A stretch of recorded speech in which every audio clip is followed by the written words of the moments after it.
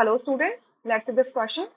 The question says match the column first with column second for the reaction. A plus B2 gives you AB2. ठीक है. So यहाँ पर आप column A में first में देखोगे ABCD 4 रोज हैं और कॉलम सेकंड के अंदर भी 4 रोज हैं PQRS. तो आपको correct match accordingly find out करना है. ठीक है. सो ये जो रिएक्शन है A plus B2 gives you AB2. सो यहाँ पर पहला लिखा हुआ है A के अंदर 300 atoms of A plus 200 molecules of B2. जब ये कंबाइन करेंगे तो क्या होगा इसमें से. अब देखो यहाँ पर आप लिमिटिंग रिएजेंट ये वाला टर्म्स भी देख रहे हो, तो लिमिटिंग रिएजेंट पता करने का एक तरीका है कि आप रेशो फाइंड आउट करते हो नंबर ऑफ मोल्स का एंड स्टोइचोमेट्रिक कोफिशिएंट का. ठीक है. सर्टेन रिएक्टेंट के लिए तो जिसके लिए भी रेशो सबसे छोटा आता है वो लिमिटिंग रिएजेंट होता है. अच्छा, नंबर ऑफ मोल्स क्या हो सकते हैं, वेट अपॉन मोलर वेट. ठीक है. ये भी हो सकता है, ये number of particles upon Avogadro particles, ये भी हो सकता है. ठीक है, बहुत सारी चीजें हो सकती हैं, तो अकॉर्डिंगली हम कर चल लेंगे. तो यहाँ पर आप देख रहे हो कि ए और बी जो है वो 1:1 में है. ठीक है, ए और बी का जो रेशो है बैलेंस्ड रिएक्शन, ये तो ये भी इसका कोफिशिएंट 1 है, इसका कोफिशिएंट 1 है. सो 1:1 का रेशो है.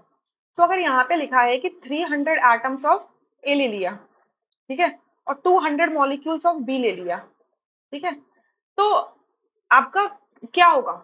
अब देखो अगर आपका जो B2 है इनके लिए नंबर ऑफ मोल्स निकाल लो पहले. एन ऑफ ए निकालो. सो 200 अपॉन आपका अपॉन एवोगैड्रो कांस्टेंट ही हो जाएगा.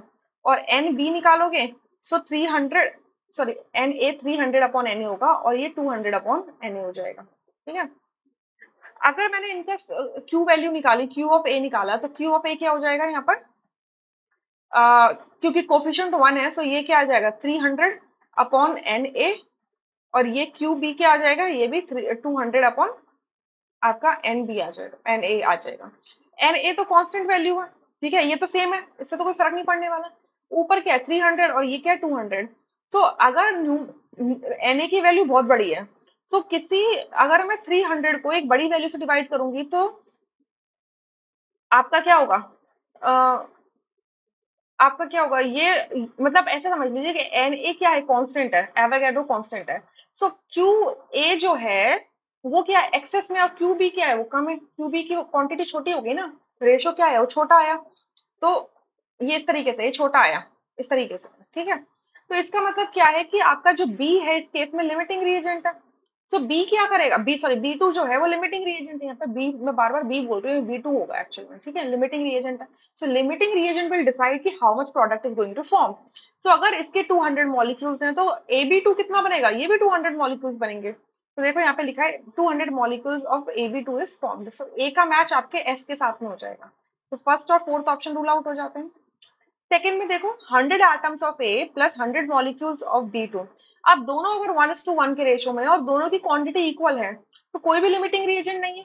सो क्या हो जाएगा आपका, यहाँ पर क्या लिमिटिंग रिएजेंट कोई होता ही नहीं है, तो ना कोई एक्सेस में होगा, ना कोई ज्यादा है ना कोई कम है. यानी कि बी का मैच आर के साथ होगा, जहां लिखा है none of the reactant is in excess. कोई भी एक्सेस में नहीं है ना कोई लिमिटिंग में है. ठीक है. सो बी का मैच आर के साथ हो गया. सी में लिखा हुआ है 5 moles of A plus 2.5 moles of B2. अब देखो ए और बी इनका जो रेशो है वो 1:1 का है. ठीक है. तो अगर आपका 2.5 मोल अगर B2 का है तो ए के कितने चाहिए होंगे, ए के भी 2.5 चाहिए होंगे, बट ए के कितने गिवन है 5 गिवन है. तो इसका मतलब क्या हो गया कि इस बार ये B2 क्या है, ये लिमिटिंग रिएजेंट है. B2 is the limiting reagent. So C का मैच होगा पी के साथ में. नहीं तो आप इस तरीके से फाइंड आउट कर सकते हो जो मैंने तरीका बताया. तरीका क्या है आपका, Q ऑफ ए निकालो, that is number of moles divided stoichiometric coefficient. So number of moles इसके क्या है 5 है. और क्यू बी निकालोगे that is number of moles divided by stoichiometric coefficient. दोनों के स्टोइचोमेट्रिक कोफिशिएंट 1 है. तो इस वजह से आप क्यू बी की वैल्यू क्या देख रहे हो, छोटी आई है, तो Q B two sorry B2 not B. तो B2 क्या हो जाएगा, लिमिटिंग रिएजेंट हो जाएगा. ठीक है. अब डी में देखो 2.5 moles of A and 5 moles of B2. तो अगेन इनके स्टोइचोमेट्रिक कोफिशिएंट्स अगर इक्वल हैं तो उस केस में आप सिंपल मोल्स यहाँ पे देख लोगे कि B2 के मोल्स ज्यादा है, A2 के मोल्स कम है, ए के मोल्स कम है. तो आपका ए इस बार क्या होगा, लिमिटिंग रिएजेंट होगा. सो अकॉर्डिंगली आपका क्या होगा, बी ऑप्शन करेक्ट हो जाएगा, rest option would be incorrect. देखो सी का मैच पी के साथ में होगा एंड डी का मैच क्यू के साथ में होगा. ठीक है. सो बी ऑप्शन करेक्ट होगा. I hope you understood. Thank you.